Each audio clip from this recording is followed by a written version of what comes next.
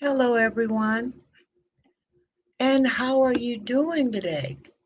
I hope your new year has gotten off to a great start. And as I said, I hope your new year has gotten off to a great start, and I hope it continues to be a great one for you, a blessed one with much prosperity. You know, I had been hesitant to discuss myself on here, but, you know, I have a few subscribers who really don't know a lot about me, only what they see on YouTube. And I thought I would share with you some things about me that I haven't shared before. But some people know me, who've met me offline and in person. They know a lot about me. But I wanted you to know who I am so you could know what it is I bring to this channel and to you.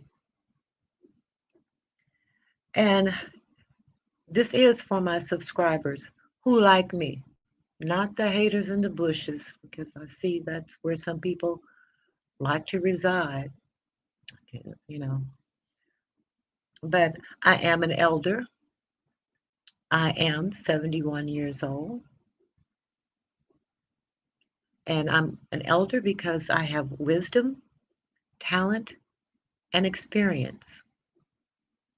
I've had good experience, I've had sad experience, I've had difficult experience, but I'm here. And one of the things that you learn after you live for a long time is that this too shall pass.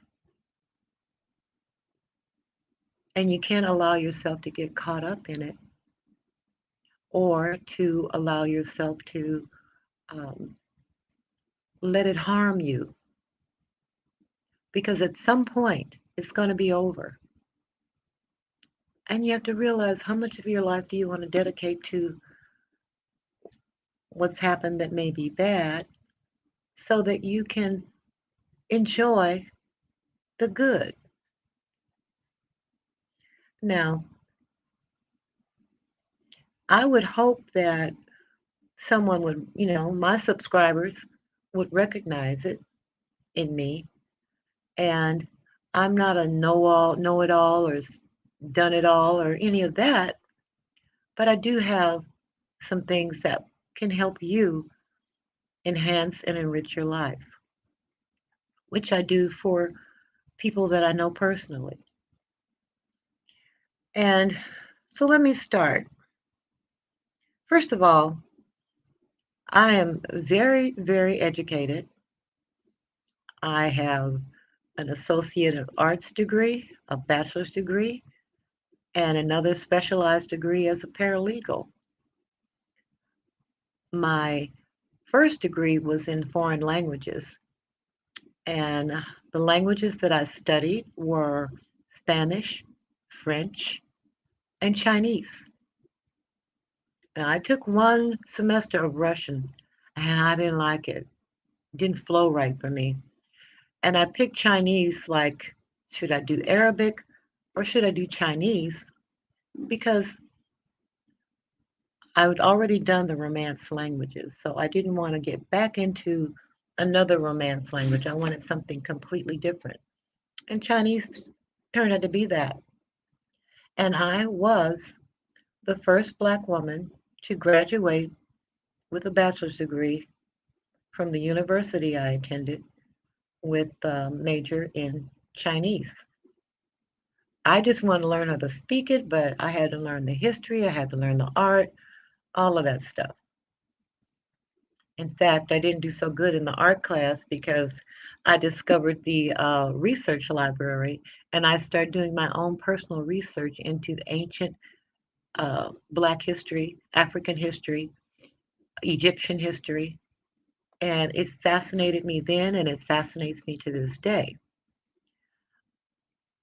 Um, so I got my bachelor's degree in Chinese.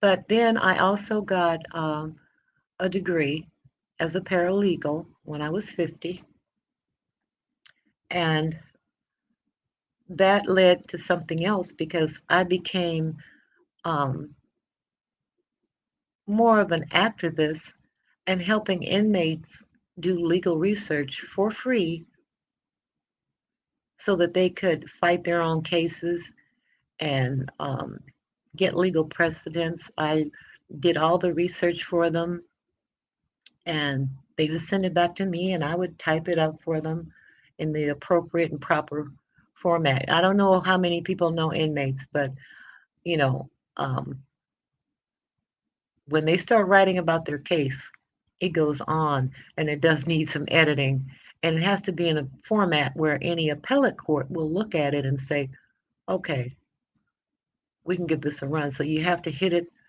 the right way. It has to hit right with the person, the law clerks who are reading it. So, but I was also an activist in the 60s, in the 70s, and I was an activist for uh, kids and education in elementary.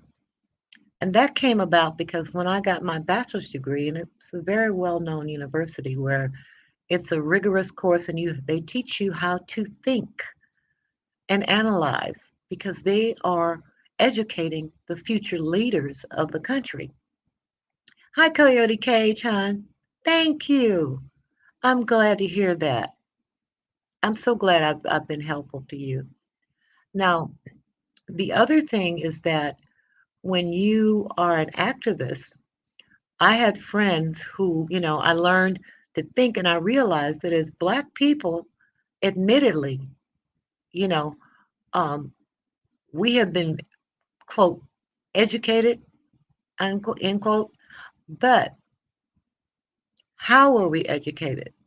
We were educated to regurgitate facts. That's not thinking. And I recall one of my history professors, my first essay I did, which was like a test, and I regurgitated all the facts that I had been taught in high school and junior high and elementary school, just give the facts back to them. And so when I put the facts on there, he kept writing things, but to what end? But what did he mean? And why did he do it? And I'm thinking, I don't know. I wasn't there. How am I know all of this stuff? And it was my professor of Black history, a history of what do you call it? The I think the radical movements and middle, the struggle is what we all called it then. And I got really upset because I did not like the way he was tearing. It seemed to me he was tearing people apart, and I kept raising my hand. Said, "But he did." He says, "Ma'am." But he said, "Ma'am." No, he said, "Young lady." He said, "I appreciate your input, but I will control the analysis." Oh, okay. But that was a teacher that taught me how to think. And he didn't reach down, he made me reach up. And that's when I realized what was being done to our children in our education system. So not only did I become an activist for children, but I would go with parents to demand, when they found a kid that was really smart, a Black kid, they didn't want to address it. They said, "Oh, he's acting up or she's acting up in class." But they were bored. And getting the right kind of education doesn't mean that you have to be in special ed. It means your needs have to be addressed. And gifted kids have very serious needs. So I did that as well. Um, and I did that like 60s, 70s, 80s, 90s. I was also a substitute teacher for a while. And that made me realize that I don't want to be a teacher because teaching someone is not a notion. And I earned a brand new respect for teachers. Now, I did teach adult education for people who spoke Spanish so they could learn English, ESL. But English as a second language, I taught mine totally in Spanish because I found that enunciation was a problem. And so I created the American alphabet, but with Spanish letters so they could really get the sound. So I did that for a while, but I never tried to teach again on the, like they gave me a kindergarten or first grade class one time. And those kids were all over the place. And I remember I took out my drawer and I was going to eat a cookie. And one little boy raised his hand. He says, "Are you eating cookies?" I said, "Oh my goodness." They were just all over the place. But, I said, "Don't send me to another first grade class." The next class I went to, I taught most of the edu- you know, elementary school, and then I taught um, high school as well. And they had me substitute for language teachers. So I did that for a while. And it was really enlightening. Like I said, I found out I didn't want to be a teacher. Not that kind of teacher anyway. So that's another part of my life. And then business. Oh, you have your school. You remember your school counselor, huh, Coyote Gates, Mr. Outerhue. Okay. I was taught early about human nature. My papa, well, Edward Cage and Cleo Cage, Uncle, he taught me mine. Okay. Yeah, education is so important. And so the next thing I would like to tell you about myself is business. And, you know, I had an antique shop. I sold at the outdoor antique shows. I did a lot of different things as far as buying and selling. And I have to say this because I'm hearing some things about tonight that, I feel is not fair because I made mistakes. All right. That's part of business, unless you have a lot of capital that someone can throw at you and you can hire all these great people. But if you are a sole proprietor, you're going to make mistakes in the beginning. And I did.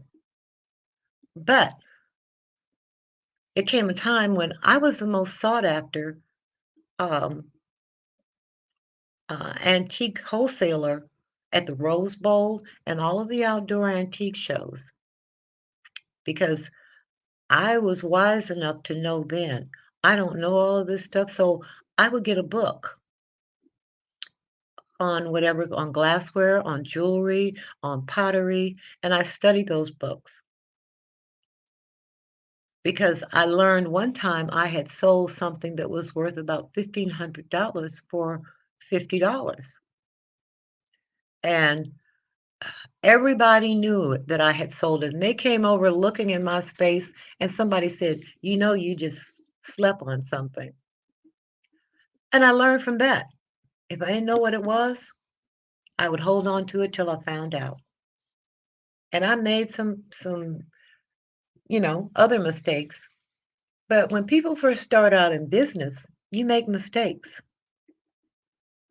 and you correct them and you move on. Now what? That's what business is about. And what I'm hearing, like even right now, people who are not in business and never have been in business really don't have any standing to be critical of those who are taking that leap. Because you know why? You can't gloat about somebody's mistake because those people don't even have the courage or nerve to step out and try. And that's what I always had, the courage and the nerve to step out and try and learn.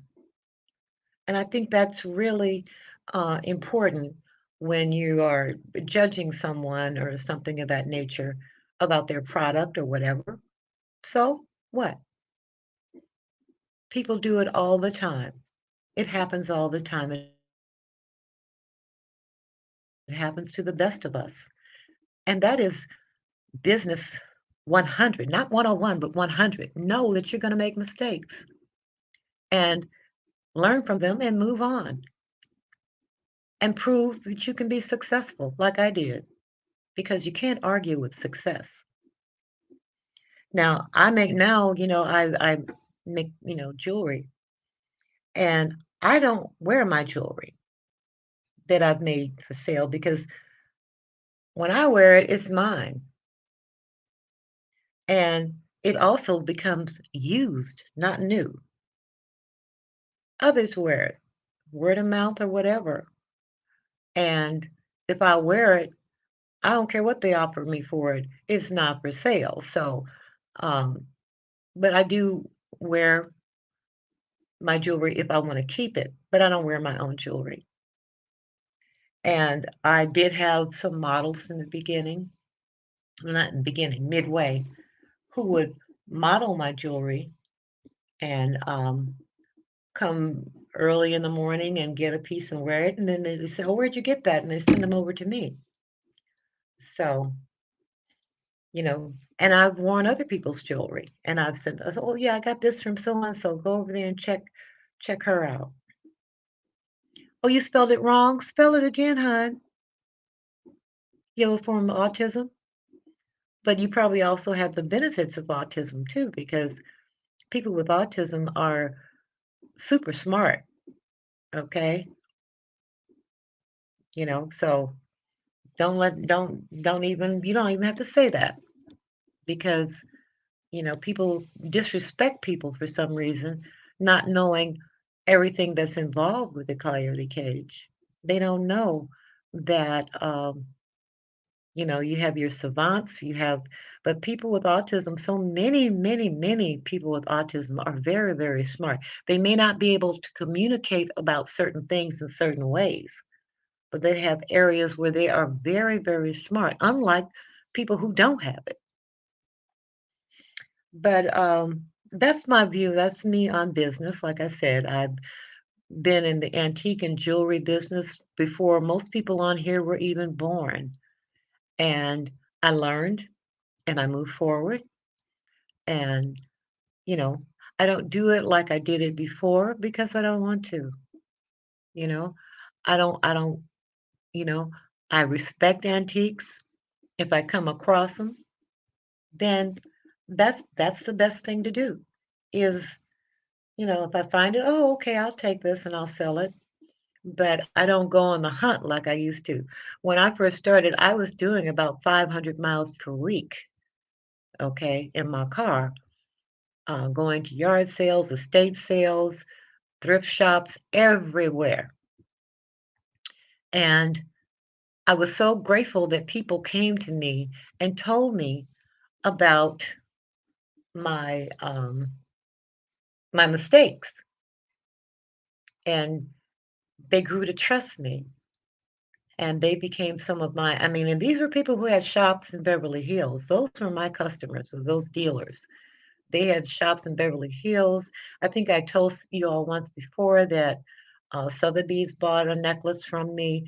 Movies used my jewelry. And like I said, that's the business part of me. Now, friendships. Let me talk about friendships. Friendships. I've had friends that I've known. I have friends that I've known since kindergarten, since high school, since my young adult, you know, age, and of course my family. Some of the people that confided in me, you know, have passed on, and some haven't. But guess what? Their secrets will go with me to my grave. Because when someone tells you something in confidence, then that's an honor and a privilege that you have someone who would trust you that much. But when somebody takes a dump on it when they get upset with you, that says more about them and their lack of character and lack of integrity. And that's something that I feel very strongly about. I don't like people who lie, and I don't like people who are disloyal with shared secrets. Because all you got to do is walk away. That's all you got to do and live your life. But when your life becomes spilling, quote, tea about people when you're upset with them, that is very disheartening. Hi, Nanny Mae. Yes, I did at one point, hon. I used to sell in fact, I just gave one as a gift to someone. Um, Antique watches are very, very good. And the best way to learn, let me tell you this, if you have an antique watch, because some of them are worth hundreds of thousands of dollars, some of them are worth thousands of dollars, and some of them worth hundreds of dollars. Get you a book on antique watches and look it up. That's the best way to do it. And check out my Nanny May, check out my jewelry class, a jewelry lesson, I'm sorry, about metals so that you can know what the different writings on the metal mean. But it depends on the maker, depends on if it's gold, depends on if it's what era it's from. It can be from Victorian, it can be from the 20s, which is Deco, you know, and so yeah, I do. But that's the way you can do it for yourself, and you can find out exactly what's going on with it and what it's worth. When it comes to your antique jewelry, hon, don't take it somewhere and let someone tell you about it. Know about it. Because people will try to get you, honey. They want your stuff that you got. What did you say, Kylie? Mr. Alsterhouse. Okay. You still can't spell his name. He always caught you. Oh, that's a great relationship to have. Yeah, well, tell her to get them tell her to get her a book and look them up. Because some estate sales, not all antique watches are worth a lot. It depends on if they're gold field and the maker or silver and that sort of thing. But yeah, I, I think when I was selling on eBay a couple of years ago, because I haven't sold on there in a couple of years, I think it's been, I would sell broken watches, you know, and they would sell right away. So if she gets her a book, she can go to any bookstore and get her a book because you don't want to do it online. You want to get a book so you can study it. So, but anyway, back to friendships. I really respect the people who I have befriended and who've befriended me. And they know that they can tell me anything and it's not going anywhere, and vice versa. I don't have to worry about that, and they don't have to worry about me. I'm not telling, I don't, that's just the way it is. And like I said, I've got secrets about people that I still hold tight onto, for people that I knew when I was 18 and 19 years old, you know, other people in my 30s, in my 40s, but they confided in me and they know they've never heard it again. So let me see the other thing. As far as my other things that I do, um, I have two published books of poetry. They're on file at the Library of Congress. In fact, I did a video in which I read a poem that I wrote when, my own child was about 3 years old. And it is copyrighted and on file, but you can go take a look at that. And that's one book. And then I have a third that I need to be working on, and I haven't been, but I need to be working on it. And I'm also working on a novel. And one of my family members knows a well-known playwright, and they went and they took a look at it. He asked them if they would review it, and they were very impressed, and they want me to hurry up and finish it. And so I need to get back to that, but I haven't because 2020 was a mess with, I think I lost so many people, you know, and I had family members that lost, children and things like that. And so it's been a difficult, 2020 was a difficult year. So I didn't get a lot done in 2020 because there were a lot of blows coming my way. And the other thing, people bring up age. They always want to call people who are a certain age, like me, 71, an old hag. But I'm not an old hag. I'm just not, you know. Um, I'm not gonna say I'm this whatever, but no, I'm not an old hag, but I'm very confident about me. I'm very confident about me. I know who I am, and I can hold my own with the best of them, believe me, because I've been around the best of them, and I know I can hold my own. And, you know, my life, you know, people have to, family members have, when I say I'm going to do something, they try to remind me of my age. I said, when I can't do it, I won't do it. But as long as I can do it, I'm going to do it myself. They want to bring somebody in here to clean up can't nobody clean up my house like I can. Okay. And I don't want nobody coming in here and clean up. I'm going to do it. But they love me and they want to do things for me. But, I still have all my faculties. And I thank God for that. I still can occasionally like beat the computer at chess, 3 out of 10 games, I'd say, and uh, 3 out of 10 is a draw, and 3 out of 10 I lose. So that takes a good mind to be able to do that, and I'm grateful that I have that knowledge and that I do still have all my faculties. And I'll share this with you. My aunt was in the hospital. Two of them were this last year. And one came out okay, she didn't have it.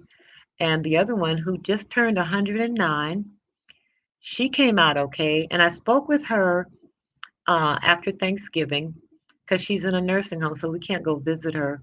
But she lives in another state. But I called her. She recognized my voice. She was talking to me. She still had all of her faculties. And I'll share this with you. You know what she had done all of her life until her eyesight started going bad in her late 90s? Um, she was she worked crossword puzzles, but she was at a master's level even in her 90s. You know, and so when people talk about age, I look at them like, "What are you talking about?" You know, what about my age? What do you mean old or whatever?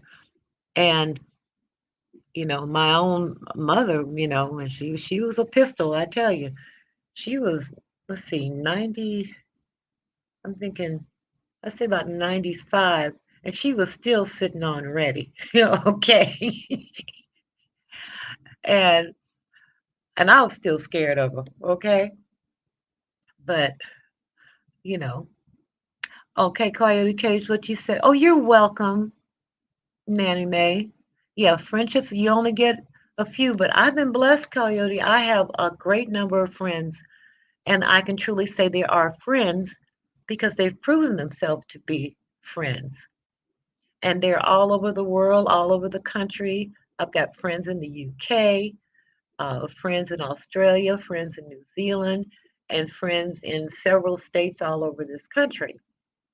And one thing about friendships, I value them and I nurture them. And let's see. Oh, you write poems too, okay. Well, Edgar Allan Poe was one of the greatest poets, okay? So keep writing your poems and get them published, huh, Coyote? Take them, just get them copies. You can go online and get a form from the Library of Congress. Now, back in the day, they had to mail it to you because there was no internet. Um, but now you can go online and download the form, do your poems, copyright them, and you can even self-publish, which is what, you know, I did. And I'm on my fifth edition of it, which I'm going to do a leather bound copy of. This next edition is going to be leather bound because it's probably going to be the last edition that I'm going to do. And I'm going in there and I'm working on it, and I wanted to change the font and that kind of stuff, and you know, get a leather bound copy with gold writing on the front, and the illustration was also done by me. The few that there are. I'm not an artist. I can draw a little bit, but not a lot. But when you do that, you know, you say is, they're dark. Then there's never too dark. But Edgar Allan Poe, when they made me read him in high school, that man scared me, honey. When he said, "Quote the Raven nevermore," I said, "What was he thinking about?" Thank you, Nanny Mae. Thank you. But my age, when people say you're old, I'm grateful because, but by the grace of God, I don't even have to be here. you know, and I do have a way of looking at life and people. I know people who are in all walks of life who have all kinds of problems. Um, some even have drug problems, some have drinking problems, and you know, they have some things going on. I still love them. I'm still a friend to them. And some of the people I grew up with who got into some serious addiction, you know, we chose different paths. But the fact is that they were my friend before that. And somewhere within them, that same friend is there. And so my loyalty is still with them. I don't judge people by, what happens to them, uh, their legal challenges, none of that stuff. Because again, there but for the grace of God go I. And I grew up in South Central LA. All right. So I saw some stuff. I had the opportunities to make a lot of bad choices. And I did make some, but I didn't make the choice with drugs and that sort of thing. But there was one friend I had, I think we met when we were 14, and he made that choice. He was about that life. I mean, he was about it, about it, about it, about it. Okay. And high up about it, about it, about it. He wasn't no little peon, okay? And he was the one who told me when he got into that world, he said, "Don't never try any drug. Don't even try it." He says, "You know why?" He said, "Because if you like it, you're going to want some more. And nobody is stronger than the drug." And I took that with me all my life. And so that was my blessing, you know. But when you are judgmental of people and their things that happen bad to them, people don't realize the same thing could happen to you. What you have to do is pray for those people and pray that it doesn't happen to you or anybody that you care about. And I did do um, a video about uh, one of my nephews who was in prison for 18 years for something he did not do. And they knew he did not do it because he was in a whole different state. Okay. But him going through that also can happen to anybody. So I know people who've been in prison and are in prison, and people who've made some bad choices. But like I said, if you care about somebody, you care about them. And to be a friend, you have to be a friend not just through the good times, because they say through thick and thin, you have to be a friend to someone through the thin as well. You don't have to engage in what they're doing. You don't have to be around it even. But I learned a long time ago what friendship really is. And it's not about all the stuff you have and this, that, and the other. It's about who's going to be there with you when times are tough. And you can't make that decision based upon the fact that someone may have a lot. Because I know people who have a lot, and I've known people who have a lot. But during my tough times, wow, guess who was there for me? My good running buddies in in South Central LA. Because I moved, further west and I'm moving up in the world and this kind of stuff. And I hit a couple of speed bumps, and that's who was there for me. And I'll always remember that. So, but you can't put yourself on such a high horse where you can look down on people, because everybody is maybe one illness away or one paycheck away from being in a bad position. Even homeless people. You got people that are homeless that have PhDs, okay? And that can happen to anybody. And so you can't go through life looking down on people. I don't do that. And that's something that I would hope people would, get into thinking, not looking down on people, not judging people and laughing at people, but, you know, being grateful for who you are and your blessings. What did you say, Coyote Cage? I remember Auntie Honey and True G. She says, checking the streets. I had your book. Everyone's going there. Well, you keep on doing that and you do something about it. Don't just talk about it, do it. It's nothing stopping you. Okay? Nanny May said, that speaks about who you are with friends. Oh, thank you, hon. Yeah. And they are my friends. I mean, it's funny because I don't expect anything from friends. And, I got a lot of gifts and stuff. I get gifts from the UK and wherever they are and that sort of thing. And I think that's so sweet and so kind of them. And the other thing about me is my Prince family. I have a Prince family on social media, and now some of them in real life.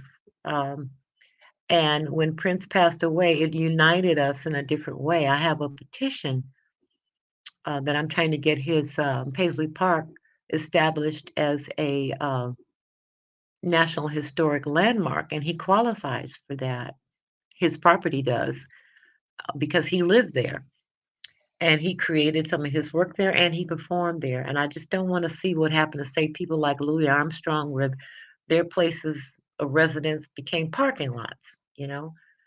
So, but what happened when Trump came in, the Department of the Interior, who's over that, the people who were deciding, who, with the experience of deciding that, the whole staff resigned.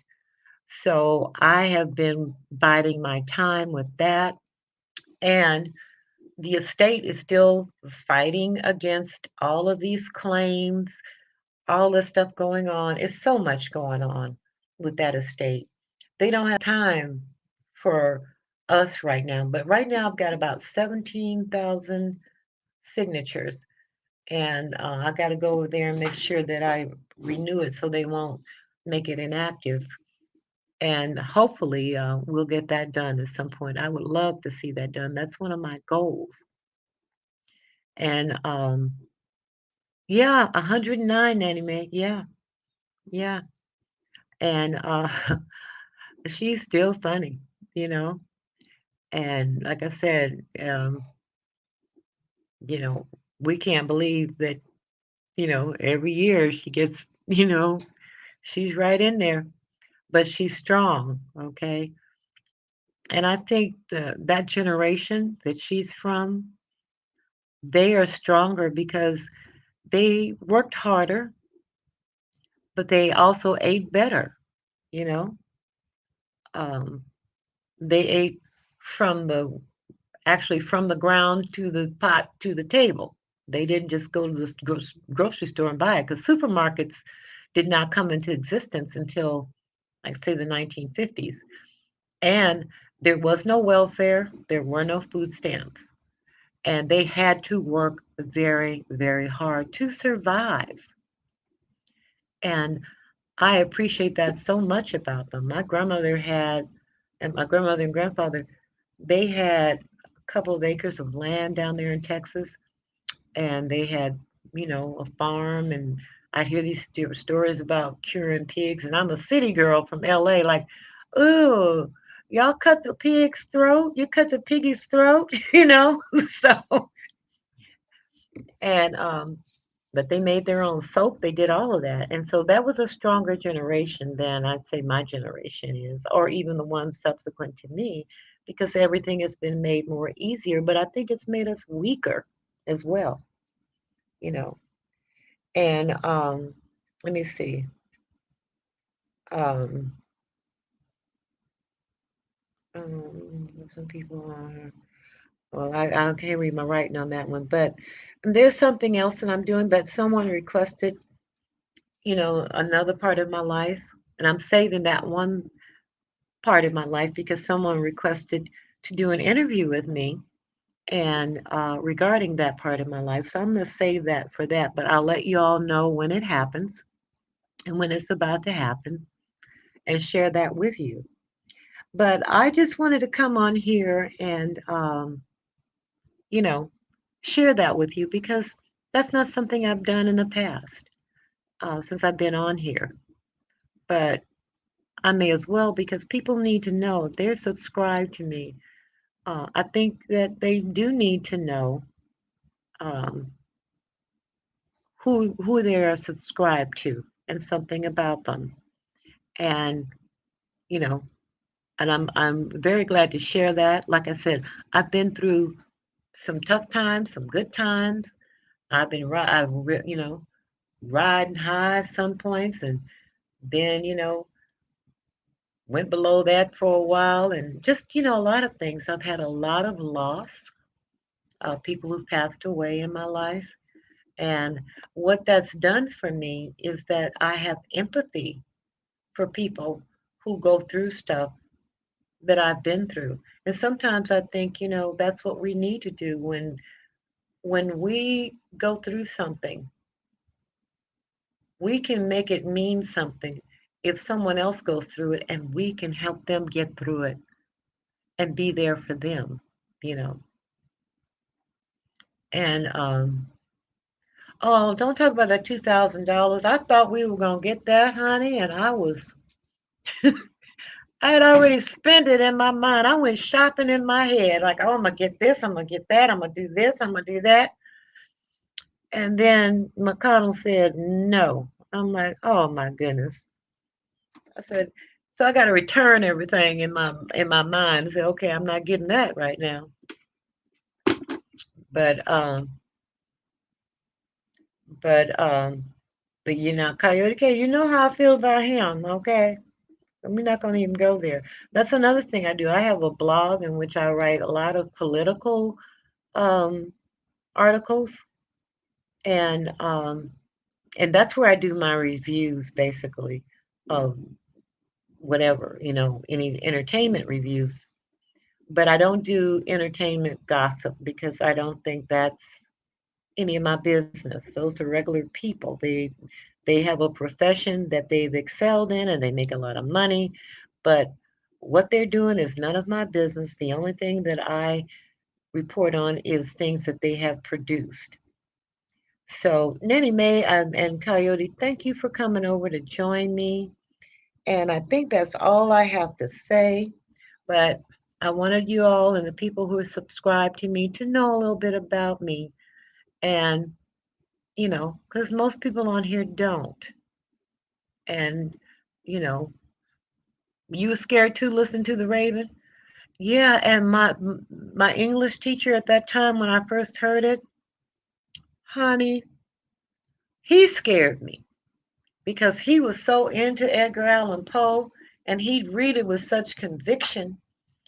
And I be sitting up there thinking, this man crazy as Edgar Allan Poe, So, but yeah, Edgar Allan Poe, but he is one of the greatest poets that one of several. But I can't say he's my favorite, but I respect his work.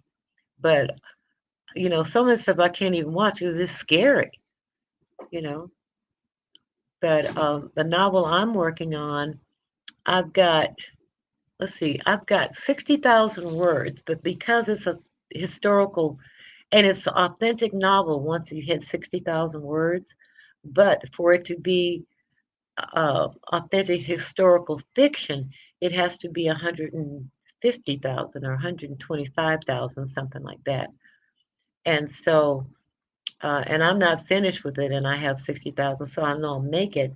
But I've got to do the research into because it's historical, and I wanted to read to be fiction. That you know how that is, Detroit 313, and Coyote Cage. When you read something, you want to feel like it could be real. Well, you have to know, you have to do research about little things, and that's one thing I don't like about writing. I just want to write the story, but you have to know how people lived during that time and how they did regular mundane things and routine things so that you can put it in there and it'll flow at that point. So that's what I got to get back to is the research. So how are you doing today, Detroit? So yeah, I'm still up on here. Magical, what is magical, Coyote Cage? Yeah, Patrice, I'm still here and I'm getting ready to go out of here and go in there and lay down. It's but I did want to come on here and do this while it was on my mind. You know, my father always taught me if you want to know something, read about exactly, exactly. And reading, not just the reading online or the Kindle where you don't really turn the pages and that sort of thing. When you read something, it's just it hits you different. It's different. And read up on it. That's right. Read about it. And I was an, you know, I don't know, it's a ferocious. I forget the word they use for an avid reader, but I was always reading from the time I was, little when I could first start reading, and then I continued to read. And I think it's really good to encourage kids to read a book. But there's some kids out here that don't know about books because they have computers now, and they should learn to read a book because you can take a book with you and you don't have to be plugged in anywhere and just sit back and read. Oh, you getting ready for work? Well, you have a great day, hon. And praise God, you have a work to go to, you know, because so many people don't right now. So anyway, everyone, I'm going to let you go and I'm going to get on up out of here. But I just wanted to share this with you, and I hope you got a better insight as to who I am and what I stand for and what I've done and what I continue to do. And I love my um, YouTube family also, okay? I get the biggest kick out of you kids. I call you guys kids. I don't mean that because I know you're all grown, but I get the biggest kick out of you. I really do. And, I've met some wonderful people on YouTube, and I've seen some people that oh, I have, oh my goodness, don't want to know. All right. But the good part is that I've met some very wonderful people that I intend to keep in my life until my life ends. I mean, they can do away with YouTube, and those people I still want to have in my life, period. But I think a lot of you guys, I'm proud of you all. You're out there trying, you're trying to do something, get something done, and I think that's beautiful. And I like to see young people do that. And anything that I can do to make your growth better and encourage you to move forward and continue to be productive, and you know what I mean when I say productive, um, I will be providing that kind of content to you because I've been there and I've done that, you know, and I got a whole bunch of t-shirts. Okay? So everyone have a good day. And please remember, I tell you guys this every time. Find something to laugh about, something that makes you laugh, to smile. That does something for the inside of your soul and your body. Please do that. Have a great day, everyone. Bye bye.